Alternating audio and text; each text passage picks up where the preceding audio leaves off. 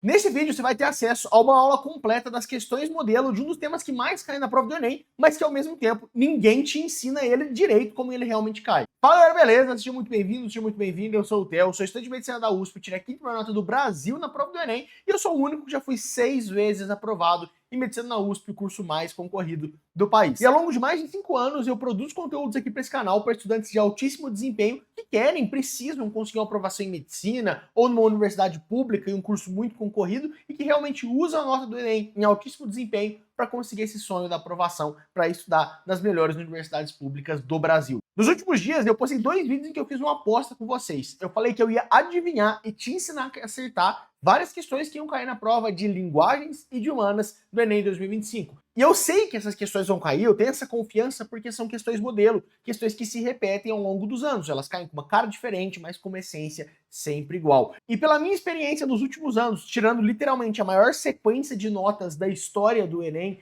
estudando depois os microdados, estudando as estatísticas dos desempenhos dos participantes do Enem, vendo as competências, as habilidades, realmente estudando a prova com outros olhos. Assim como eu já tenho mostrado para vocês esse conteúdo, ao longo de todos esses anos eu desenvolvi o Destrinchando o Enem, que é o meu treinamento completo em questões modelo. Eu mapeei que existem mais de 400 modelos de questões que se repetem ao longo dos anos, nas 4 áreas, linguagens, humanas, natureza, matemática. Elas caem com uma cara diferente, mas com uma essência absolutamente igual. E no vídeo de hoje, o que você vai ter acesso é uma aula exclusiva por apenas 72 horas, diretamente de dentro do Destrinchando o Enem. Uma aula sobre os modelos de geografia agrária, um dos temas que mais caem de uma maneira que ninguém nunca te ensinou. Seja muito bem-vindo à nossa 4ª aula de Geografia aqui no Destrinchando o Enem. Essa aula que para mim é bastante especial, porque é uma aula que eu fui desenvolvendo ao longo dos anos, construindo um pouquinho de cada vez para agrupar realmente os melhores dentre os melhores assuntos dentro de Geografia Agrária. Então aqui nessa aula a gente vai tratar sobre um dos assuntos que mais cai na prova de Geografia. Isso aqui é realmente um assunto extremamente prevalente. A gente vai passar pelos pontos que o Enem mais problematiza em relação aqui à Geografia Agrária. A gente vai realmente mostrar de uma maneira muito simples como acertar todas as questões desses modelos. Eu tenho certeza que você vai sair dessa aula aqui e vai ganhar pelo menos uns 5 acertos na sua prova de humanas lá no final do ano, porque realmente é um assunto que não cai, que despenca. Então vamos lá. Começando, a gente vai ter um tópico único, vai ser só Geografia Agrária, mas eu criei aqui uma linha do tempo em que a gente vai passar por vários modelos e dentro desses modelos a gente vai construir uma maturidade sobre esse assunto que vai começar desde o mais básico até terminar lá nas questões um pouco mais complicadas, um pouco diferentes do que se poderia esperar e que eu tenho certeza que ao longo dessa linha do tempo que eu trouxe aqui, você vai conseguir realmente ganhar muitos acertos na prova, inclusive em questões que às vezes são até um pouco difíceis. A gente vai começar falando sobre aqui o processo de concentração fundiária, primeiro modelinho, não cai tanto assim, mas ele é essencial para você entender os outros também.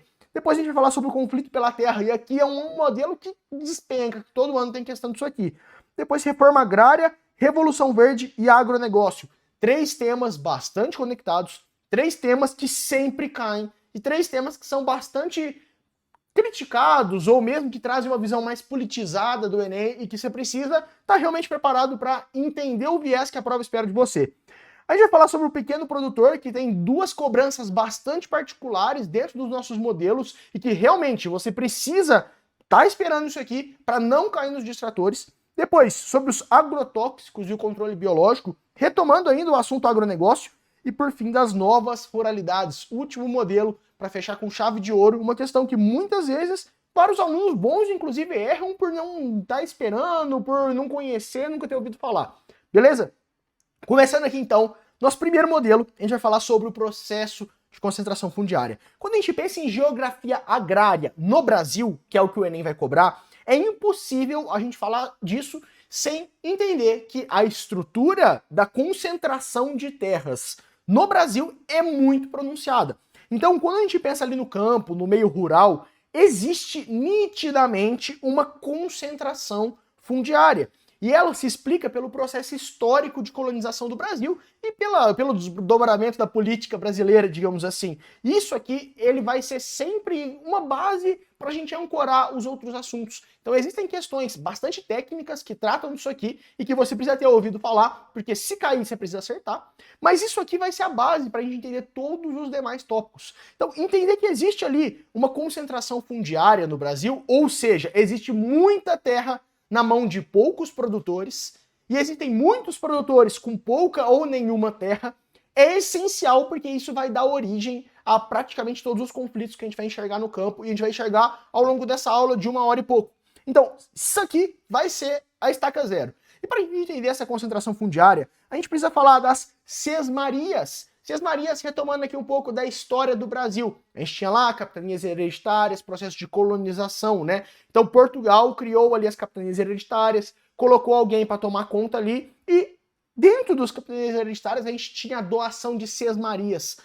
Aqui, eu trouxe uma citação do Boris Fausto, que inclusive eu usei muito em redação isso aqui. Fica a dica aí, anota aí a citação para você usar na redação. A atribuição de doar sesmarias deu origem à formação de vastos latifúndios. O que era a sesmaria? Basicamente era uma doação de uma grande porção de terra para alguém ir lá e começar a cultivar naquela terra. Então foi uma estratégia utilizada ali por Portugal na colonização do próprio Brasil. Qual que é a questão? Na hora em que você pega essa terra e você doa uma grande porção de terra para alguém, você já está começando o país com o pé direito se você quer formar vastos latifúndios. Latifúndios são terras muito grandes mesmo. Então latifúndio, terra grande, por definição, foi originado, digamos assim, desde o primeiro passo da colonização do Brasil. Então a gente tem que pensar numa história do Brasil que historicamente sempre esteve associada a essa concentração fundiária. Depois a gente tem um segundo evento na história que ele é extremamente importante, presta muita atenção, tá em vermelho, não é à toa, isso aqui é o que cai nas questões. Lei de Terras de 1850. 1850, se você for pensar no contexto da história do Brasil, o que estava acontecendo? A gente está caminhando para o fim da escravidão. Aqui é um momento em que a gente já tem aquelas leis que estão contrariando ali a dinâmica da escravidão, vão surgindo. Então a gente tem Lei Eusébio de Queiroz, dentre outras, e que nesse contexto social a gente já tem uma sociedade em que muitos escravizados já eram libertos, já tinham comprado ali a sua liberdade, ou então a gente tinha uma participação já de escravizados como homens livres na sociedade. Então, nesse contexto social, uma coisa extremamente marcante na história do Brasil acontece. Dom Pedro II vem e promulga aqui a Lei de Terras de 1850. Ficam proibidas as aquisições de terras devolutas por outro título que não seja o de compra. Isso é o que diz a Lei de Terras. O que isso significa? A gente vai falar sobre terras devolutas, mas basicamente ali é uma terra do governo que não tem dono. Ficou proibido adquirir terra do governo, terra que não tinha dono, por outro título que não seja o de compra. Qual é a consequência desse fenômeno? O escravo acabou de se tornar um homem livre. Ele tem dinheiro para comprar terra? Ele não tem. Quem tem dinheiro para comprar terra? Quem já é fazendeiro, quem já tem terra.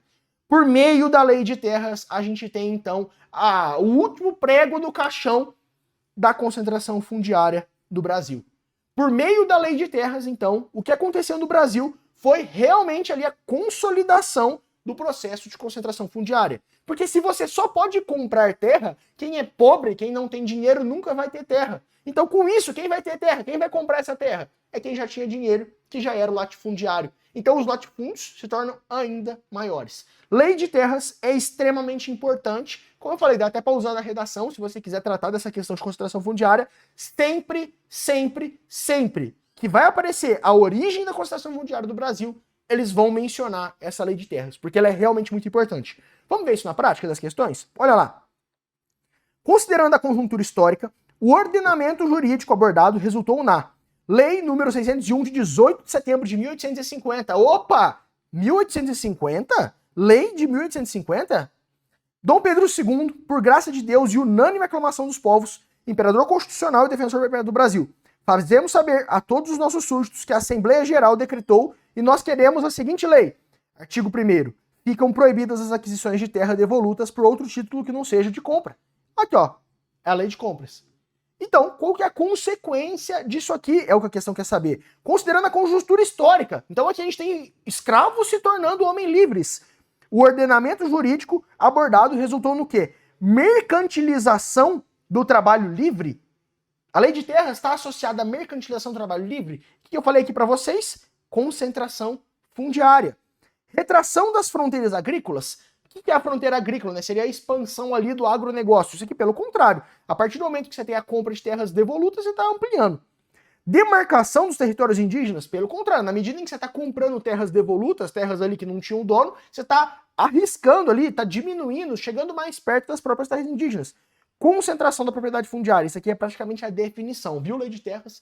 Peça em concentração fundiária.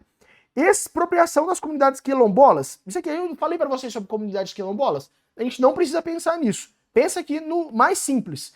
Lei de terras, concentração da propriedade fundiária. Sempre cai com essas mesmas palavras. Vamos lá reforçar isso mais uma vez? Com a lei de terras de 1850, o acesso à terra só passou a ser possível por meio de compra com o pagamento em dinheiro. Isso limitava, ou mesmo praticamente impedia, o acesso à terra para os trabalhadores escravos, que conquistavam a liberdade. Então, aquele contexto, a gente tem os trabalhadores escravos, que conseguiam ali comprar a sua liberdade a duras custas, só que eles não tinham dinheiro para comprar terras. Quem que ia lá ia comprar terra? Quem já tinha terra antes, quem já tinha dinheiro.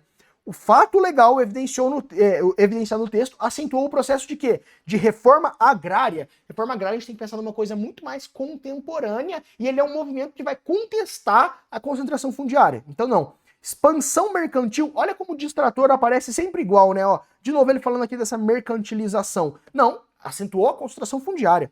Concentração fundiária, perfeito. Como eu disse, olha aqui, ó, concentração fundiária. Concentração fundiária. Questão, modelo, sempre cai igual.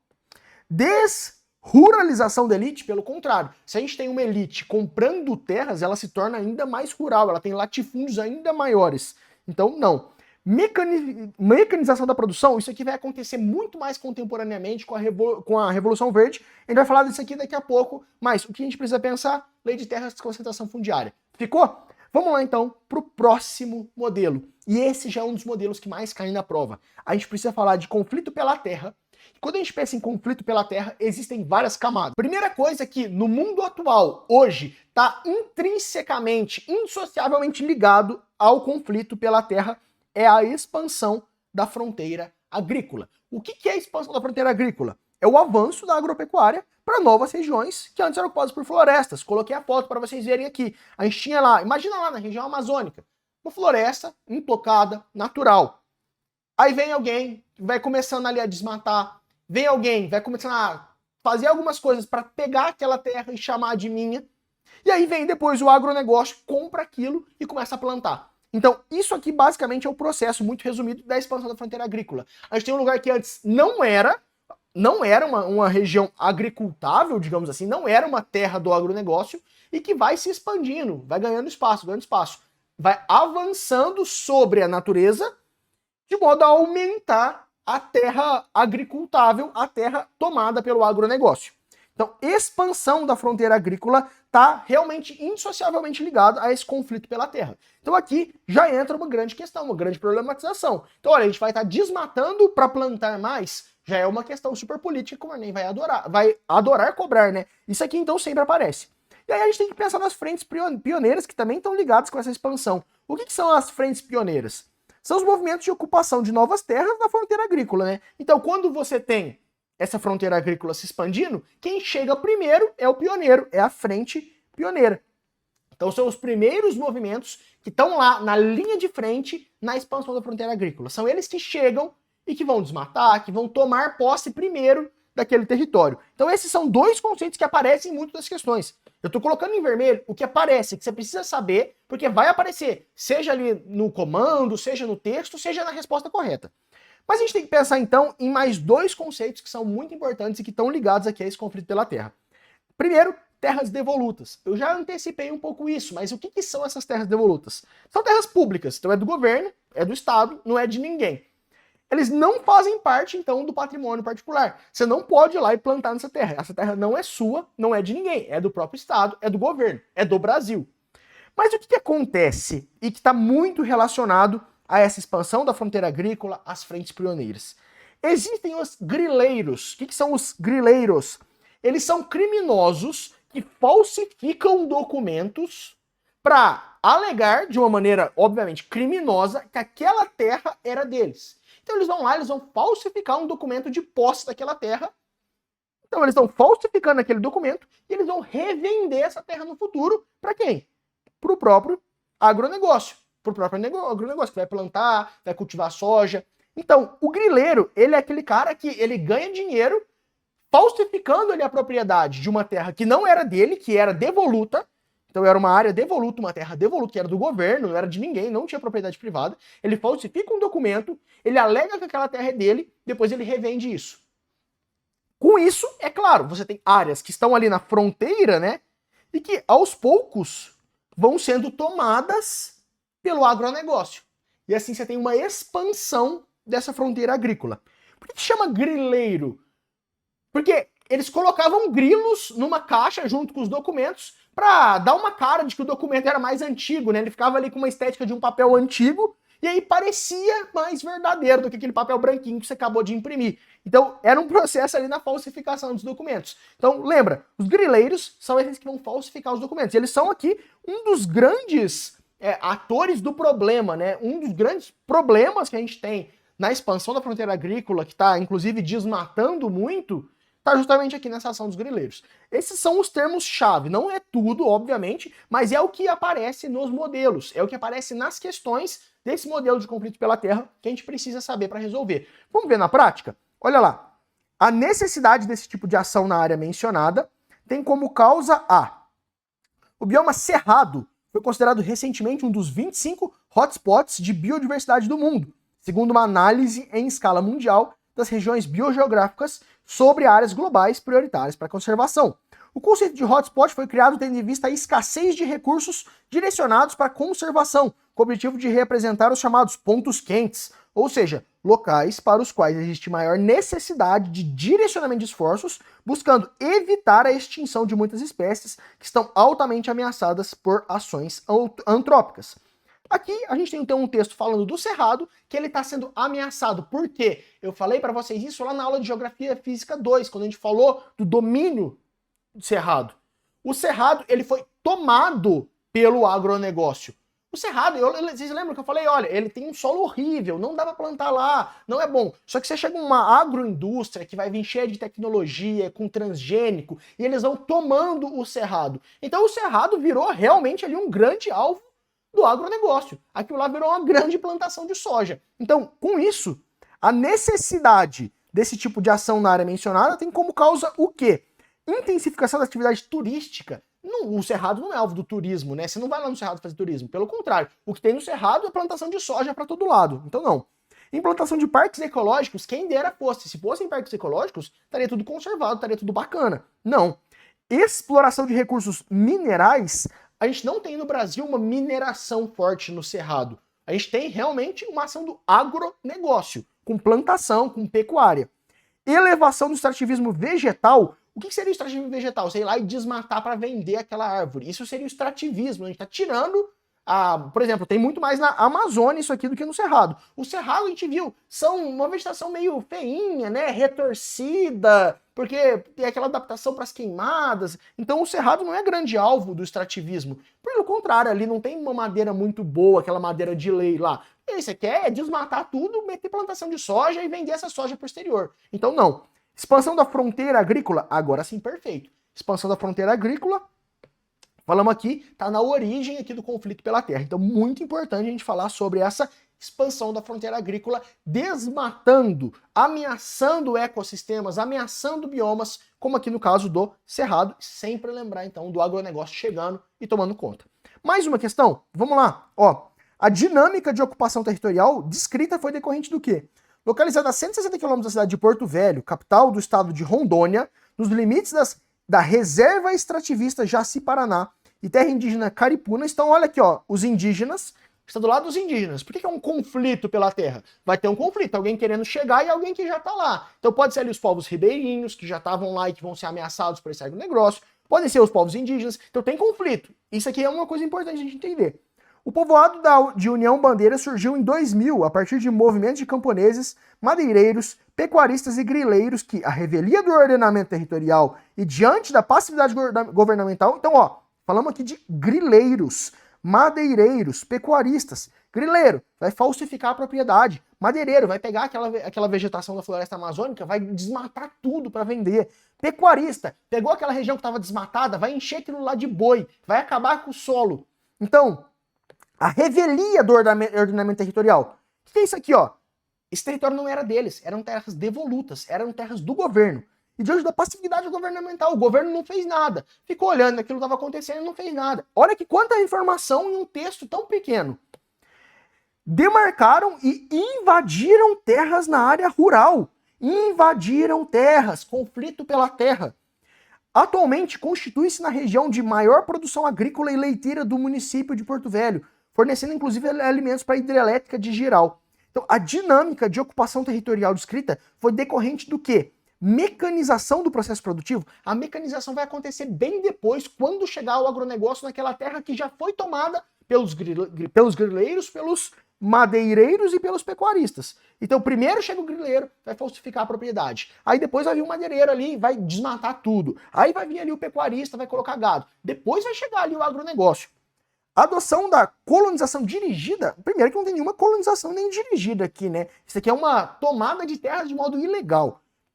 Realização da reforma agrária. Não, reforma agrária a gente vai falar daqui a pouco, mas aí é justamente a gente pegar uma terra que já está sendo usada ali pelo agronegócio, digamos assim, muitas vezes está improdutiva, para fazer uma distribuição de propriedade. Aqui a gente está falando de criminosos tomando terras que não deveriam ser tomadas.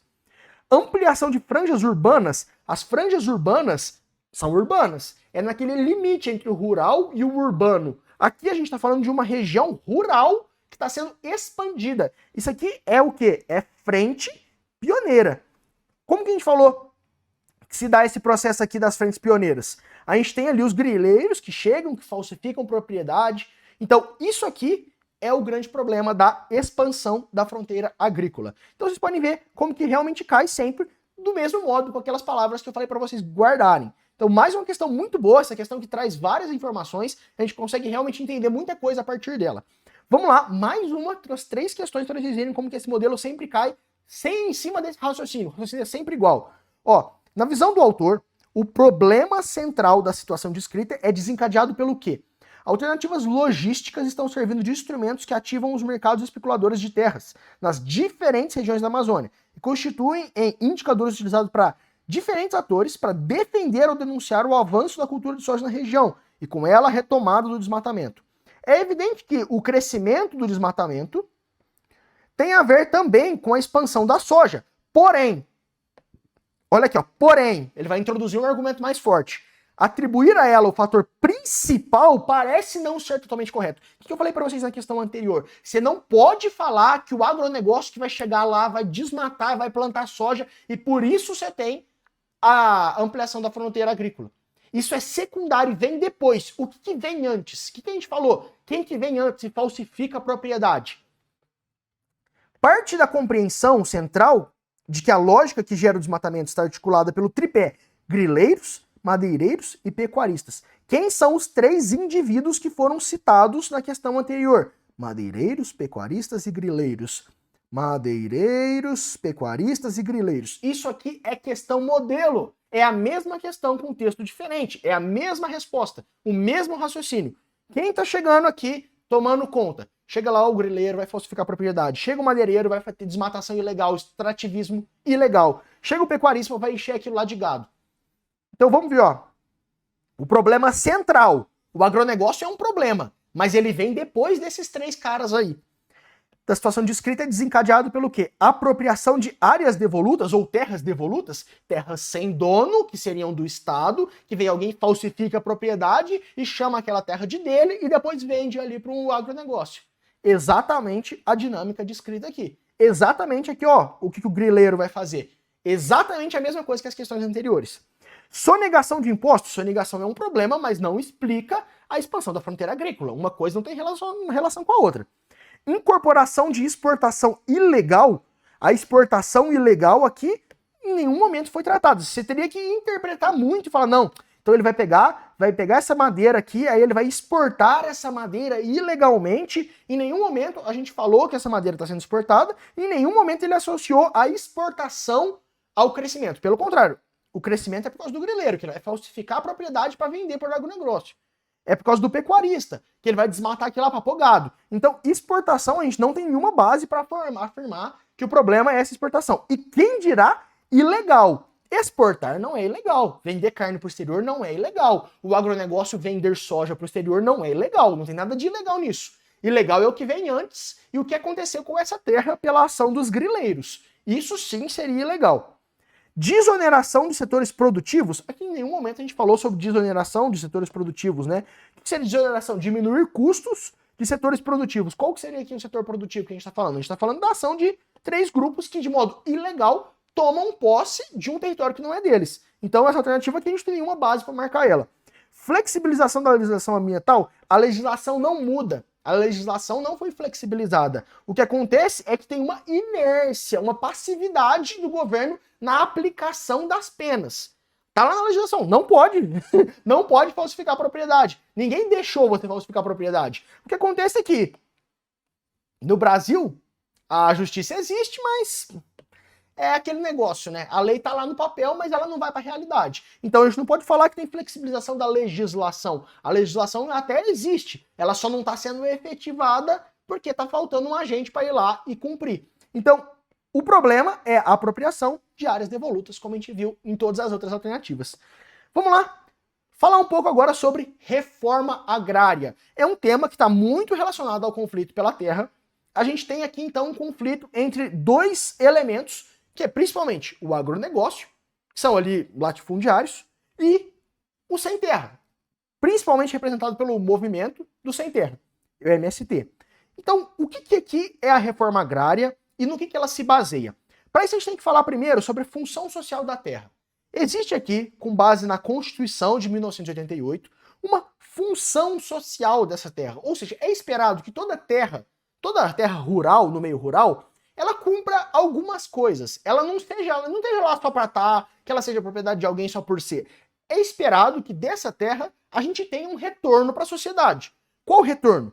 Aproveitamento racional e adequado, ou seja, essa terra ela tem que estar produzindo. Ela não pode estar lá parada sem nada. Ela tem que estar gerando alimento, tem que estar gerando, movimentando a economia, que seja. Ela tem que preservar e respeitar o meio ambiente. Então não adianta você ter uma terra para você fazer o que você quiser, desmatar, acabar com nascente de rio. Não, essa terra ela tem que respeitar o meio ambiente, ela tem que respeitar nossas leis. Seguir a legislação trabalhista, ou seja, não dá para você ter uma terra e querer colocar trabalho escravo lá. Não, você não vai fazer isso. A Constituição exige que não.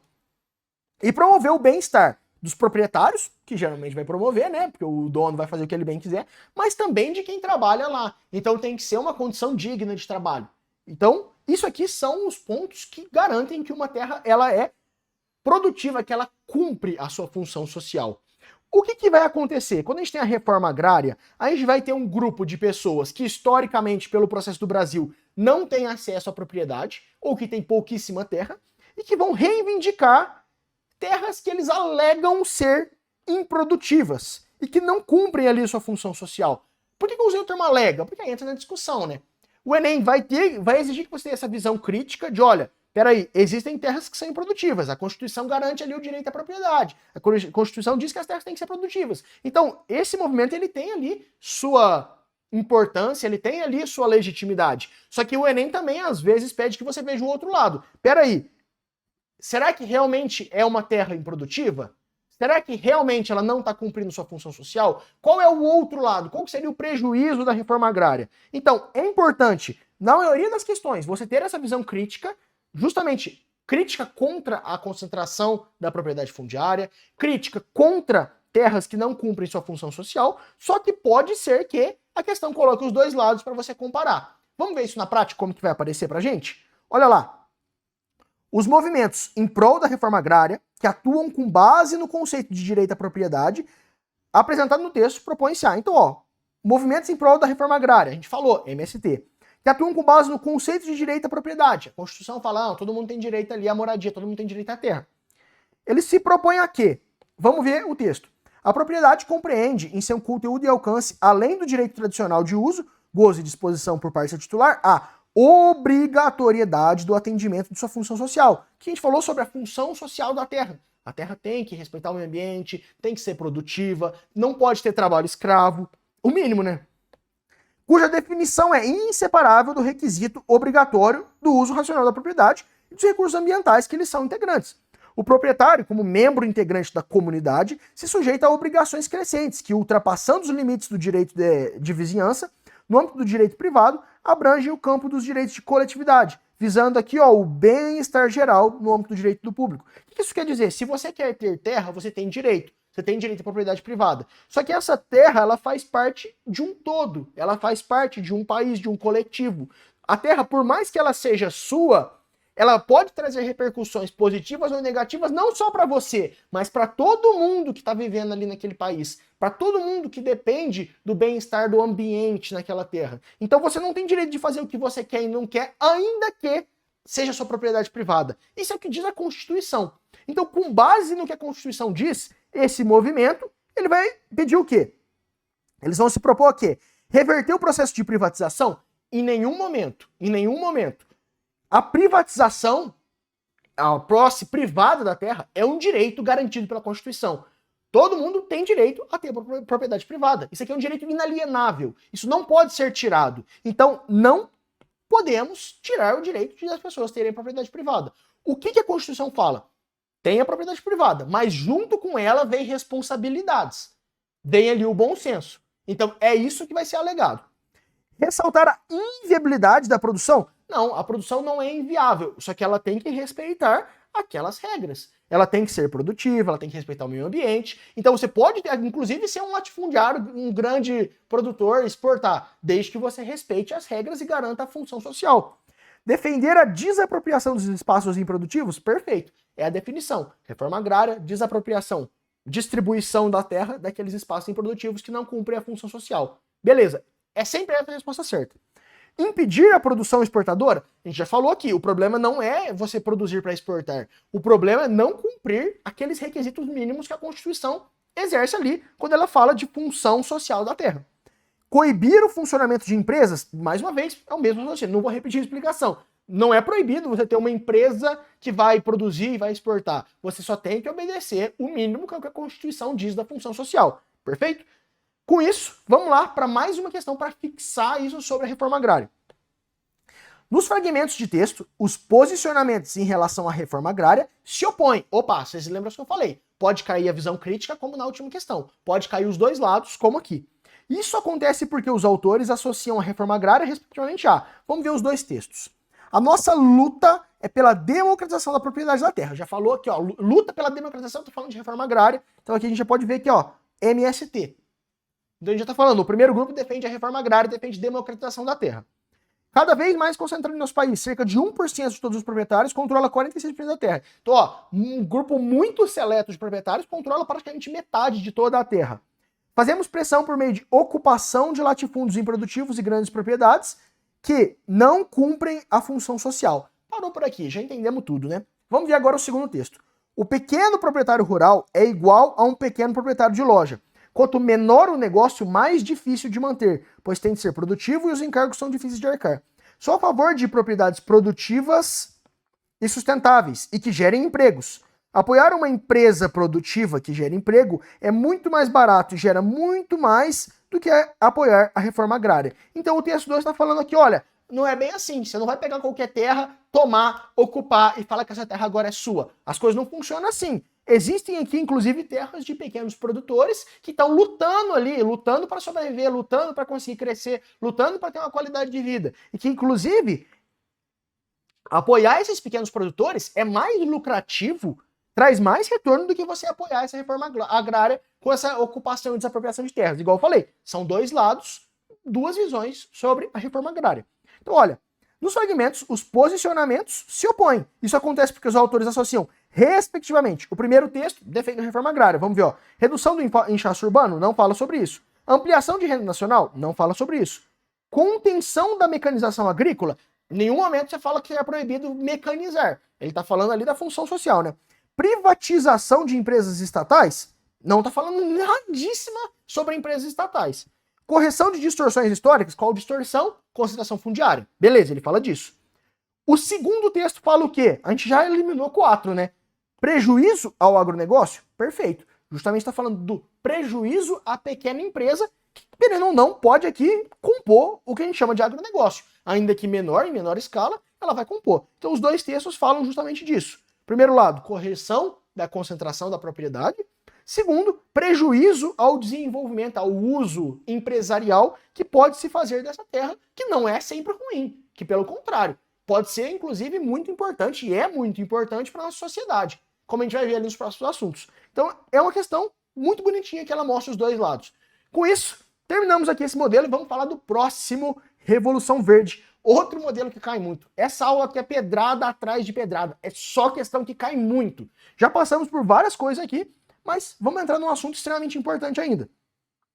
O que é a Revolução Verde e qual foi a mudança que ela trouxe ali na sociedade? Quando a gente pensa em Revolução Verde, a gente tem que trazer ali um retrospectivo histórico. Por muito tempo, conforme a população ia aumentando, havia um medo de falar, putz, se a população de seres humanos continuar crescendo, a gente não vai conseguir ter alimento para todo mundo. Em um contexto ali, no século anterior, surgiram algumas tecnologias que simplesmente causaram uma explosão na produção agrícola, que inclusive reverteu esse medo, né, de nós não termos alimento para a humanidade. Esse movimento ali, desse conjunto de inovações tecnológicas, foi a Revolução Verde. Então, ó, a Revolução Verde é um conjunto de transformações e aprimoramentos tecnológicos que causaram uma explosão da produtividade agrícola e do desenvolvimento agroindustrial. Quem foi o grande beneficiado desse movimento?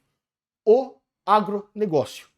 Quem realmente pegou ali ao máximo as técnicas da Revolução Verde e aplicou? O agronegócio, como a gente vai ver no próximo modelo. Mas vamos entender o que foram essas transformações tecnológicas. Primeiro, uso de biotecnologia. Não foi o primeiro na história, mas eu acho que é o mais relevante hoje. Transgênicos. Sabe quando você fala em produtos transgênicos? Na aula de biologia, a gente vai falar muito sobre biotecnologia e falar sobre transgenia.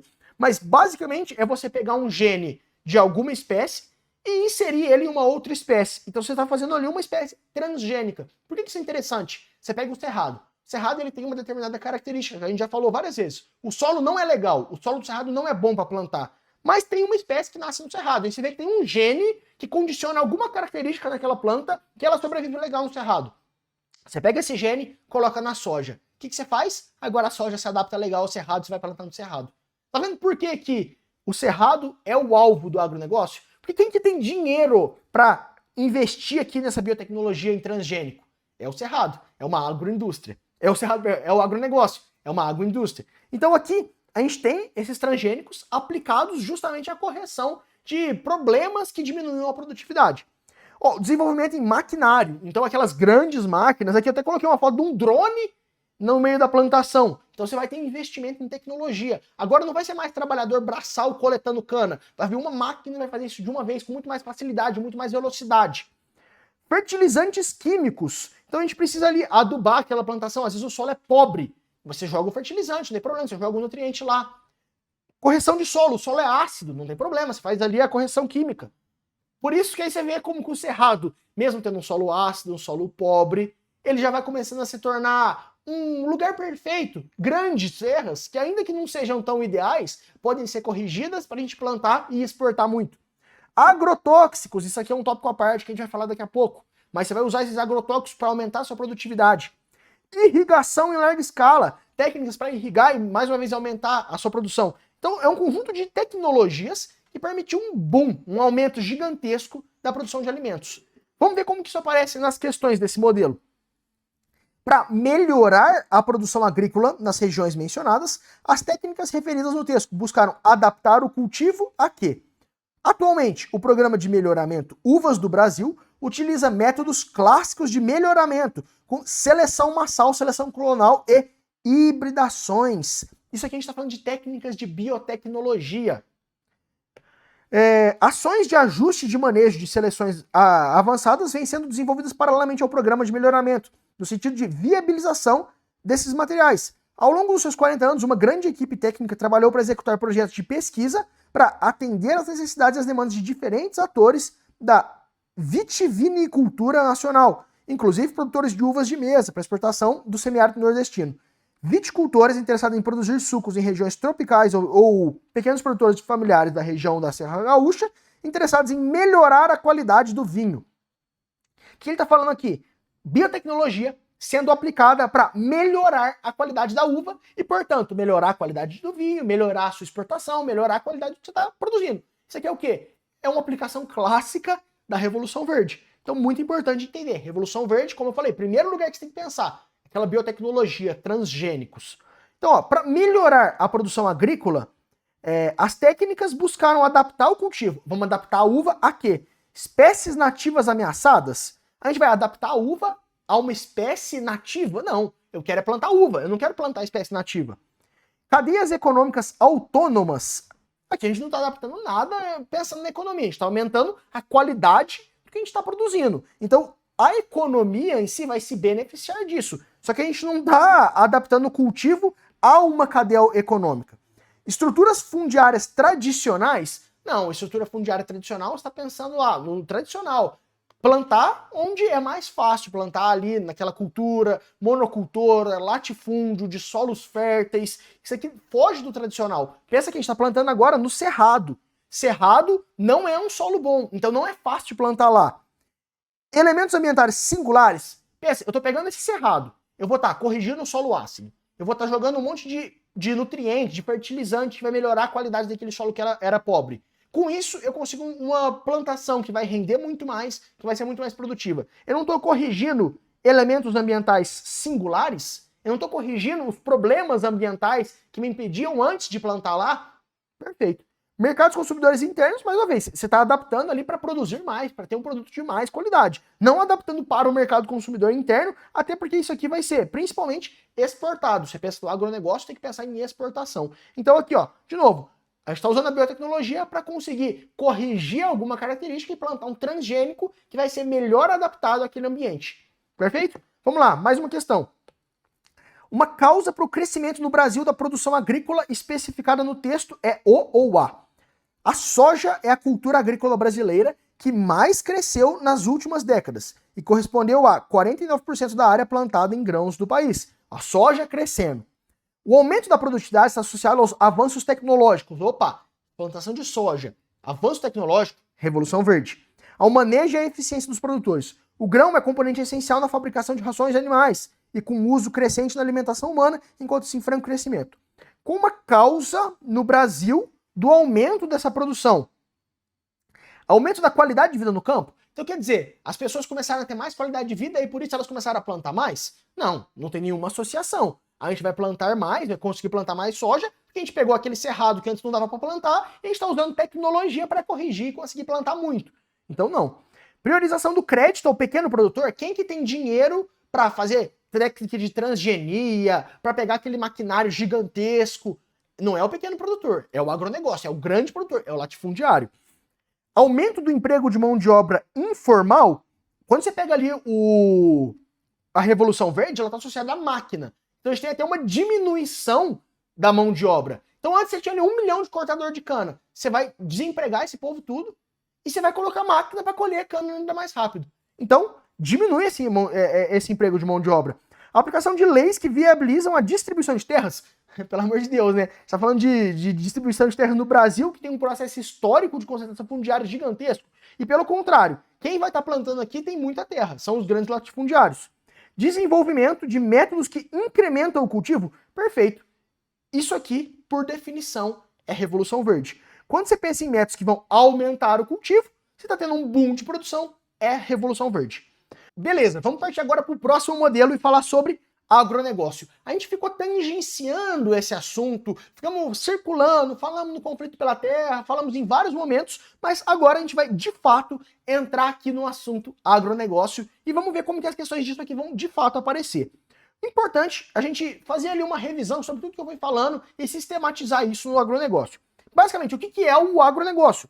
Ele é um desenvolvimento quase que industrial mesmo, científico-tecnológico da agropecuária. Então você vai pegar aquela plantação, aquela criação de gado, você vai começar a usar ali aquilo com técnica científica, você vai aplicar os princípios da Revolução Verde, você vai fazer aquilo virar realmente uma indústria, é uma agroindústria, virar um negócio.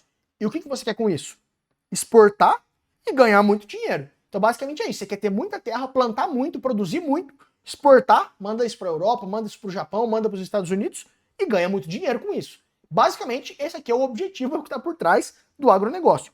Quais são as características?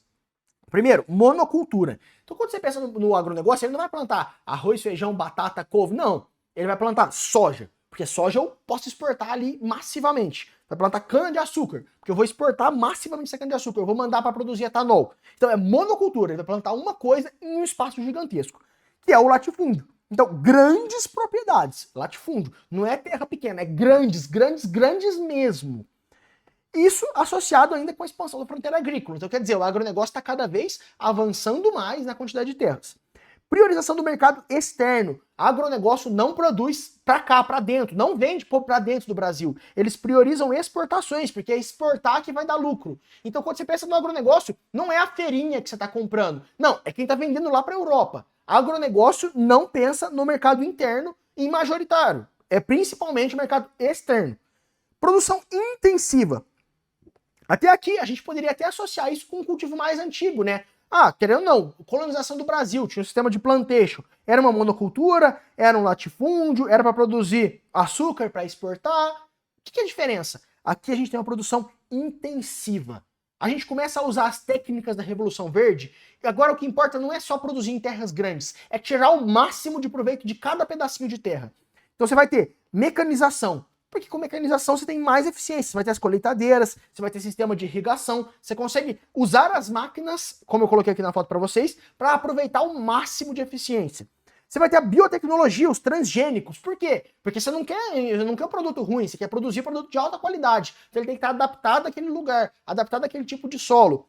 Agrotóxicos. Os agrotóxicos você vai usar para combater os predadores naturais. Então tinha um pulgão que vai lá comer a sua planta. Não, você joga agrotóxicos e mata os pulgões. Senão eu vou perder meu produto. Se o pulgão comer ali a minha produção, eu não consigo exportar. Então não, você vai acabar com isso. Você vai acabar com o bicho que ia comer a sua planta. Fertilizante, para corrigir o solo. Então, o solo tá pobre, não tem problema, joga fertilizante. Então, com isso, você consegue corrigir o solo, corrigir aquelas características naturais. Tudo para quê? Para produzir o máximo, vender o máximo para o exterior e ter o máximo de lucro. Esse é o grande objetivo do agronegócio, por isso que é uma agroindústria, né? E aqui, mais uma vez reforçando, ele é o protagonista nos conflitos pela terra. Você vai ter conflitos do agronegócio com a população indígena, agronegócio com a população ribeirinha, você vai ter o agronegócio envolvido na expansão da fronteira agrícola, você vai ter ali todos os problemas que vão estar caindo aqui no agronegócio. Então vamos ver como que isso aparece na prática nas questões. Essas inovações produtivas tiveram como consequência o quê? As inovações do preparo do solo e na engenharia genética, retomando aqui, Revolução Verde. Variedades adaptadas ao clima do Cerrado. Olha como o Cerrado é o grande alvo aqui na Revolução Verde, né? Permitiram incorporar o pacote técnico herdado da Revolução Verde a um ambiente até então considerado hostil para a atividade. Dessa forma, o Cerrado apenas foi incorporado à dinâmica do agronegócio na medida em que, o agronegócio aparecendo aqui, na medida em que os processos produtivos existentes não precisavam passar por modificações substanciais para serem reproduzidos nesse novo ambiente. Então, quer dizer, graças à Revolução Verde, aos princípios de tecnologia que a gente desenvolveu, agora a gente consegue cultivar no Cerrado. Agora você consegue aplicar esses princípios no Cerrado e ganhar um espaço gigantesco para produzir muita soja e exportar muita soja e ganhar muito dinheiro. Basicamente é isso que o texto fala pra gente. Essas inovações produtivas tiveram como consequência o quê?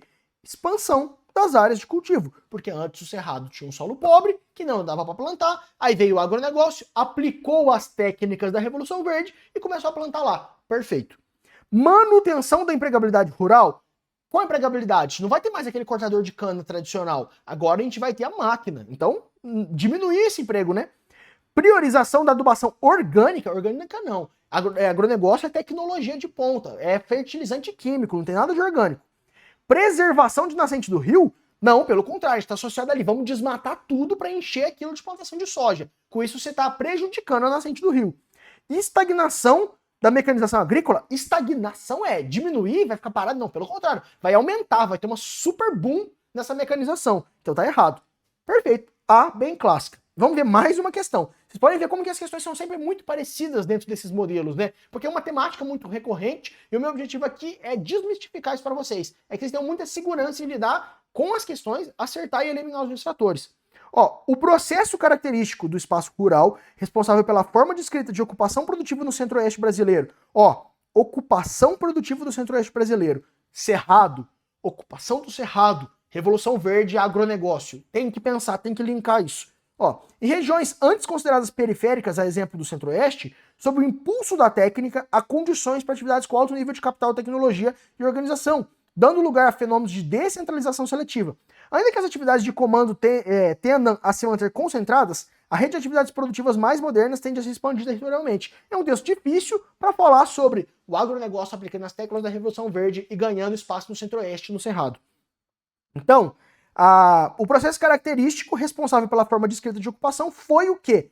Difusão de sistemas extensivos. Extensivo seria você plantar em grandes terras. Legal, mas o que permitiu a gente conseguir plantar no Cerrado, que tem um solo ruim? Técnica intensiva, que eu coloquei aqui para vocês, ó. Intensivo. Então não pode ser a alternativa A. Propagação do cultivo itinerante. Não tem nada de itinerante, não. Você vai pegar, você vai abrir aquilo, vai deixar aquilo plantando soja até acabar o solo. Ah, não, acabou o solo tá pobre, você vai parar? Não. Você vai lá e vai jogar fertilizante para continuar plantando, para continuar exportando. Então não pode ser aqui itinerante. Introdução de práticas ecológicas, não tem nada de ecológico, né? Até aqui então a gente só falou de coisas antiecológicas. Fortalecimento do trabalho familiar, não, a gente falou aqui de um trabalho industrial, né, do negócio meio de máquina mesmo, de tecnologia de indústria. Trabalho familiar seria o pequeno produtor, que a gente vai falar daqui a pouco. Não tem nada de familiar. Desenvolvimento do setor agroindustrial, é aquela palavra que eu falei para vocês. Agronegócio, agroindústria.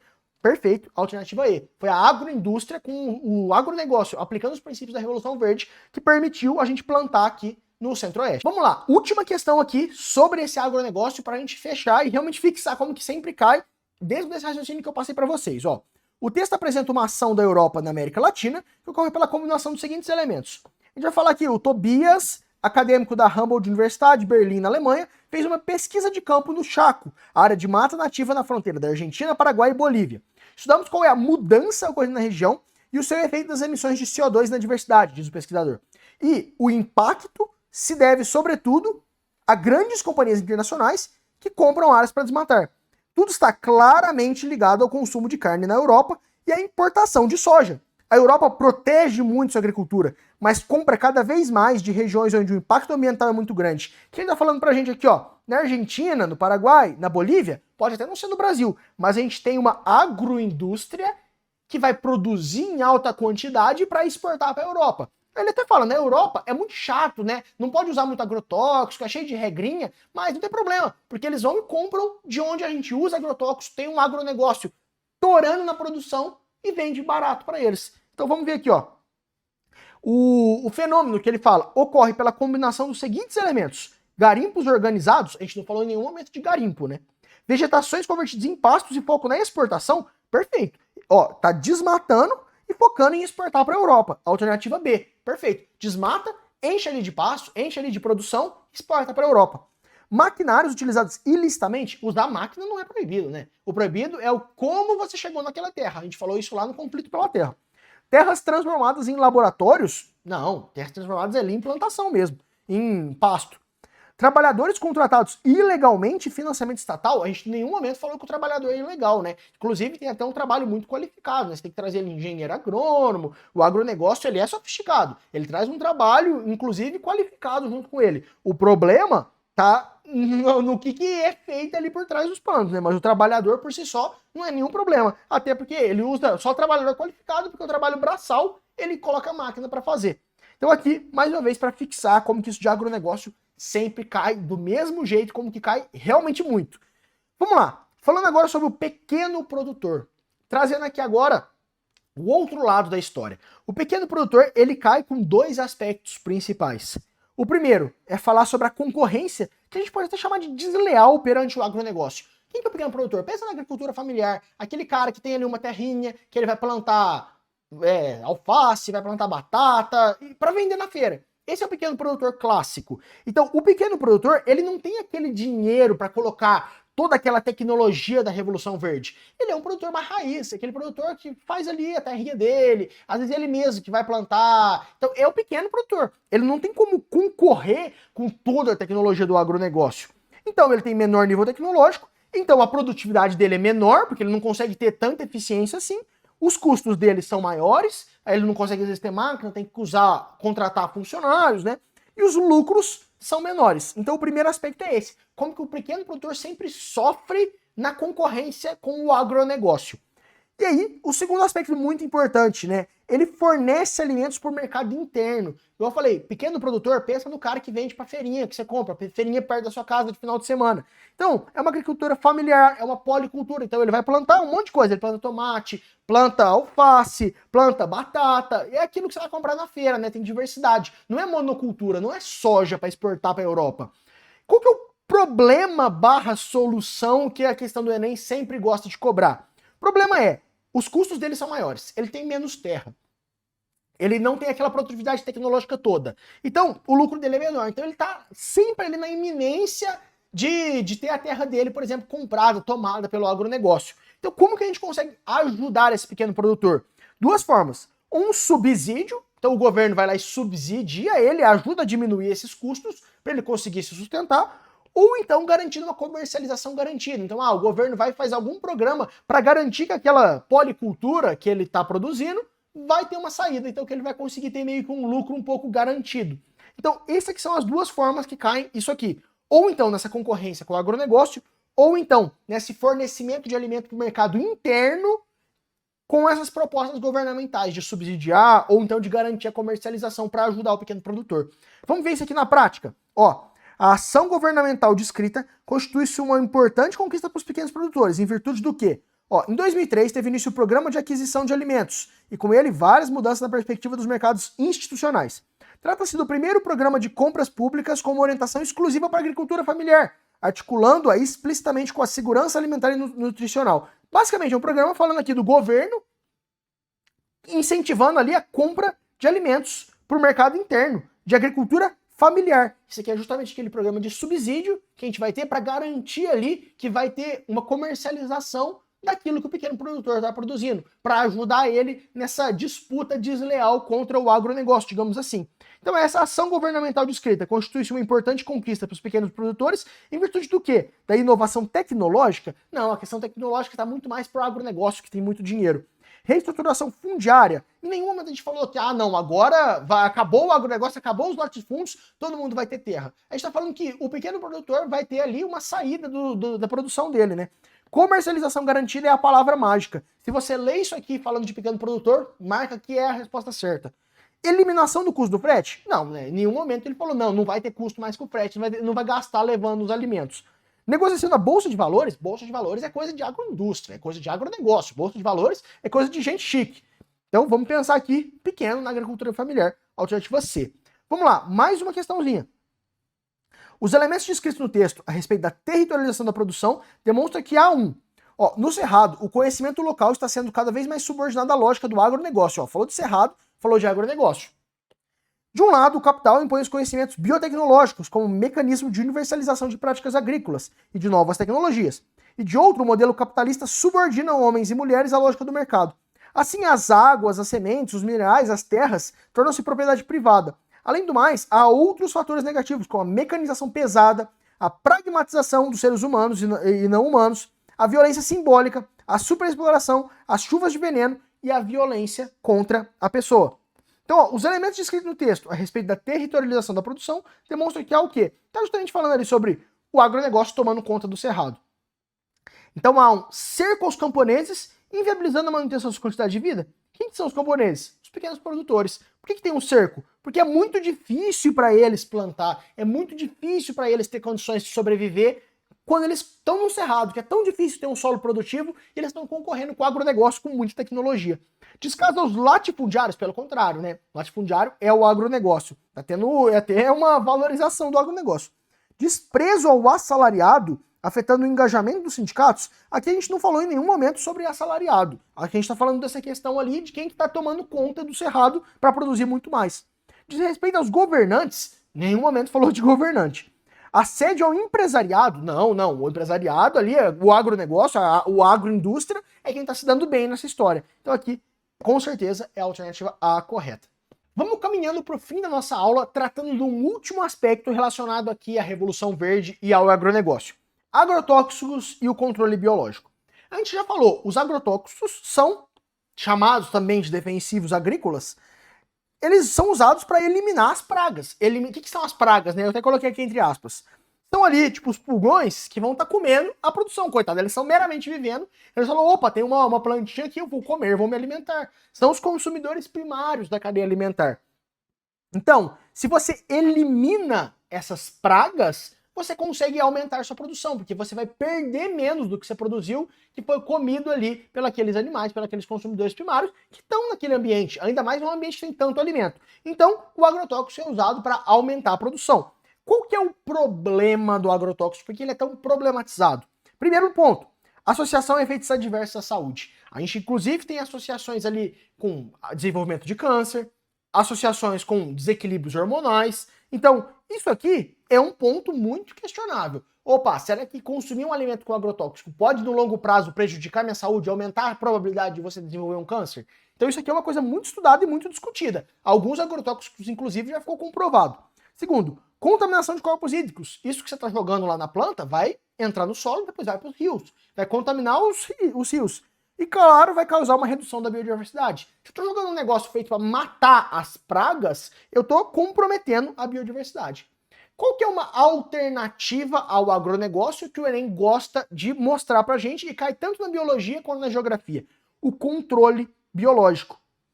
Se você lembra da cadeia alimentar que a gente estuda na biologia, vai ter ali um bichinho que come outro bichinho. Esse aqui é o consumidor secundário. Ele vai basicamente, então, comer ali o pulgão. O pulgão come a planta. E se eu encher isso aqui de bichos que comem o pulgão? Pronto, o pulgão não vai conseguir ficar vivo, porque sempre vai ter um bicho para comer ele, e aí eu consigo fazer com que a minha planta sobreviva. Então isso aqui é o que a gente chama de controle biológico. É você usar predadores naturais das pragas, são consumidores secundários que vão se alimentar dos consumidores primários. Então você pega ali e coloca um bicho que na natureza normalmente já vai comer aquele bichinho que comeria a planta. Então com isso, usando ali um ser vivo, por isso que chama de biológico, você consegue controlar e substituir o agrotóxico. Então as questões, ou então elas vão cobrar sobre essa parte mais crítica dos agrotóxicos, né? Sobre os problemas associados a essa polêmica, ou vão cobrar o controle biológico como uma alternativa ao agrotóxico. Então, esses aqui são os dois tipos de abordagem que a gente pode ter nesse modelo. Vamos lá, olha. No contexto da produção agrícola, a utilização do insumo citado implica anualmente são usados no mundo aproximadamente 2,5 milhões de toneladas de agrotóxico.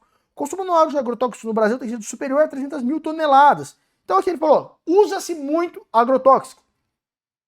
A utilização do insumo implica no quê? Ou seja, usar o agrotóxico causa o quê? Redução de lucro? Não, o agronegócio usa o agrotóxico porque ele aumenta o lucro, né? Senão não usaria. Aumento do desequilíbrio ecológico? Perfeito. Se eu diminuo a biodiversidade, eu aumento o desequilíbrio ecológico. Manutenção da fertilidade dos solos, o agrotóxico é diferente do fertilizante. Fertilizante é ali para melhorar os nutrientes do solo, corrigir uma acidez. O agrotóxico é para não ter predador daquela plantação.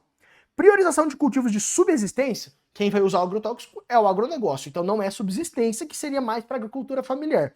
Autonomia no uso de tecnologia nacional, muito desse agrotóxico ele é importado. Então não tem nada de nacional aqui, porque a gente precisa importar de outros lugares, outros países que vão produzir. Então aqui, com certeza, a utilização do insumo citado implica em aumento do desequilíbrio ecológico. Como eu falei, sempre cai um viés um pouco crítico sobre esse uso do agrotóxico. Segunda maneira que pode cair, que a gente falou, controle biológico. Uma ação com potencial para atenuar os problemas socioambientais apresentados. Vamos ver qual que é o problema. Agrotóxicos estão entre os principais instrumentos do atual modelo de agricultura brasileira, centrado em ganhos de produtividade. Tendem a acumular-se no solo e na biota, e seus resíduos podem chegar às águas superficiais, por escoamento, e às subterrâneas, por lixiviação. O uso intensivo dos agrotóxicos está associado a agravos à saúde da população, tanto dos consumidores dos alimentos, quanto dos trabalhadores que lidam diretamente com os produtos, a contaminação de alimentos, a degradação do meio ambiente. Então ele falou, agrotóxico vai causar um monte de problema, como que a gente pode atenuar, minimizar isso? O que a gente falou que a gente pode usar em substituição ao agrotóxico? Adoção de energia limpa. Energia limpa é bacana, mas não resolve o problema. Então ele não pode substituir o agrotóxico por isso. Fiscalização de fontes hídricas. Fiscalizar é importante, a gente tem que fiscalizar mesmo. Só que você fiscalizar, deixa eu ver se essa água tá boa, deixa eu ver se ela tá boa, vai fazer com que o pulgão pare de comer a planta? Não vai. Utilização de controle biológico, perfeito, porque o controle biológico vai fazer com que a Joaninha, por exemplo, da foto, come o pulgão, você não precisa usar o agrotóxico, perfeito. Formação de cooperativas rurais. Então, a gente formar cooperativa vai diminuir esse problema de ter um pulgão comendo a planta? Não vai, né? Mesma coisa, conservar o parque natural vai diminuir o problema? Também não vai. O que a gente quer fazer é como que eu posso produzir sem ter o pulgão comendo a minha planta e sem ter que usar agrotóxico. É o controle biológico. Perfeito? Vamos lá. Último modelo da aula. Esse modelo aqui, ele é muito legal porque ele não é nada intuitivo. É legal você já ter ouvido falar sobre isso para pensar de uma maneira mais direcionada. É um modelo que a gente vai falar sobre as novas ruralidades. Novas ruralidades. O principal aqui é você entender que quando a gente pensa no campo, no rural, a gente lembra disso aqui, né? É o senhorzinho na plantação, tocando uma moda de viola, aquele negócio distante dessa civilização. Só que hoje o mundo foi se desenvolvendo, o agronegócio chegou, tomou conta, trouxe um desenvolvimento industrial para esse campo, trouxe aperfeiçoamento tecnológico e ele recrutou então serviços especializados. Então hoje você vai ter ali realmente uma grande indústria que vai ter que estar servindo nesse agronegócio. Por isso, a gente tem ali um desenvolvimento de um rural que é totalmente diferente disso aqui. É um rural mais tecnológico, é um rural agora com trabalhadores muito qualificados, cheio de engenheiro agrônomo, cheio de máquina, cheio de gente que precisa desenvolver isso e que ele está muito integrado com o urbano, né? Então é uma agroindústria. Então o industrial, ele está muito junto com o rural. Então, na verdade, o novo rural, ele se parece muito mais com isso aqui, ó. Peguei aqui uma foto de Barretos, Festa do Peão de Barretos, para mostrar como que o rural hoje, ele se manifesta muito mais como uma coisa tecnológica integrada no mundo rural. Então a gente tem uma transformação mesmo da vida no campo. A vida no campo não é mais aquela vida do senhorzinho aqui tocando aquela moda de viola, senhorzinho deslocado ali do mundo, deslocado da tecnologia, deslocado da internet. Não. Hoje em dia, o rural, ele é uma nova ruralidade, é um novo rural, é um rural que é integrado com esse mundo tecnológico, é integrado com essas tecnologias. Isso tudo graças ao desenvolvimento do agronegócio. Então vão ter muitas questões, isso aqui cai todo ano, que vai abordar isso aqui, essa mudança cultural da vida no campo em função desse desenvolvimento agroindustrial. Vamos ver, olha, a questão cultural indicada no texto ressalta o seguinte aspecto socioeconômico do atual campo brasileiro. Participei de uma entrevista com o músico Renato Teixeira. Certa hora, alguém pediu para listar as diferenças entre a música sertaneja antiga e atual. Música sertaneja, a gente vai trazer aquele elemento do campo, né? Então pensa na moda antiga e na nova. A resposta dele surpreendeu a todos. Não há diferença alguma. A música caipira sempre foi a mesma. É uma música que espelha a vida do homem no campo. E a música não mente. O que mudou não foi a música. A vida no campo que mudou. Então antes, fazia sentido você pensar naquela moda bem clássica, bem raiz, porque a vida no campo era desse senhor aqui. Só que hoje, o mundo mudou tanto, a dinâmica das coisas mudaram tanto, que a vida do campo é muito mais igual a festa de peão de Barretos do que pensando naquela vida rural antiga. Então, a música caipira de raiz exaltava uma solidão, um distanciamento do país moderno. Exigir o mesmo de uma música feita hoje, no interior conectado, globalizado e rico, é impossível. Por bem ou por mal, a música reflete seu próprio tempo. Então olha como que é um texto bonito que resume essas novas ruralidades. A questão cultural, indicada no texto, ressalta o seguinte aspecto socioeconômico do atual campo brasileiro. Crescimento do sistema de produção extensiva. Extensiva é só em latifúndio. O principal do agronegócio é que ele pegou aquele que era extensivo e ele colocou uma produção intensiva, muito tecnológica em cima. E foi isso que fez trazer as novas ruralidades. É o desenvolvimento tecnológico que é muito mais intensivo. Expansão de atividades das novas ruralidades. Perfeito. É o nome do nosso modelo. Novas ruralidades. Persistência de relações de trabalho compulsório. A gente viu que o agronegócio está associado muito mais à demissão daquele trabalhador que era explorado, trabalhador de cana, coloca máquina para fazer isso, né? Então, a gente não pode falar muito dessa relação de um trabalho quando a gente está pensando muito mais em máquina. Contenção da política de subsídios agrícolas? Não, pelo contrário, a gente vê que no Brasil, inclusive, existe a bancada ruralista que consegue muitos benefícios para o agro, né? Fortalecimento do modelo da organização cooperativa. Cooperativa não está muito vinculada à agroindústria, que é muito mais uma agroempresa.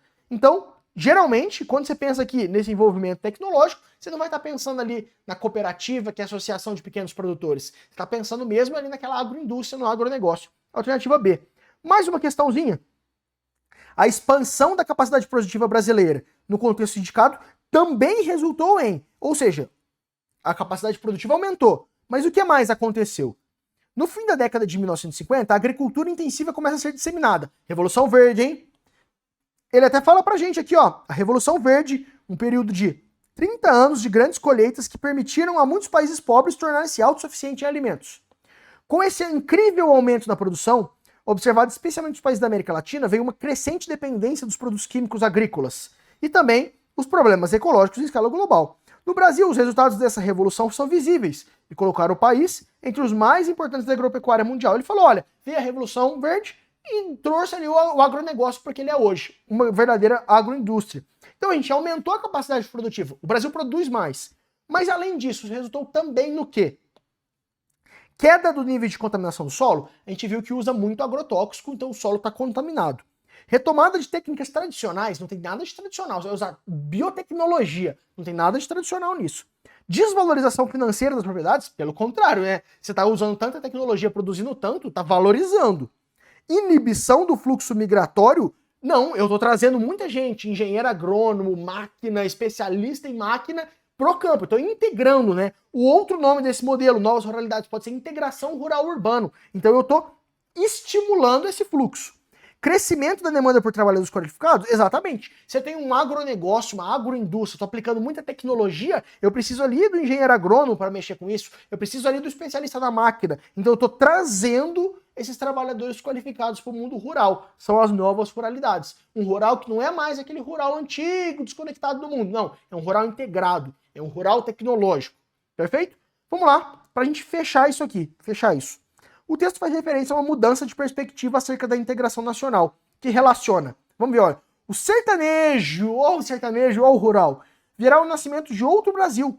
Não será o da palhoça, das febres, da verminose, do analfabetismo. Então, o sertanejo não vai ver mais aquelas febres, aquelas verminoses ou analfabeto. Para todos se abrirão as perspectivas de um Brasil integrado, na unidade real da terra e no sentimento comum de que essa unidade já está viva na grande nova capital levantada no Planalto Central, Brasília. Não há dúvidas que o presidente Juscelino Kubitschek despertou grande parte do território nacional.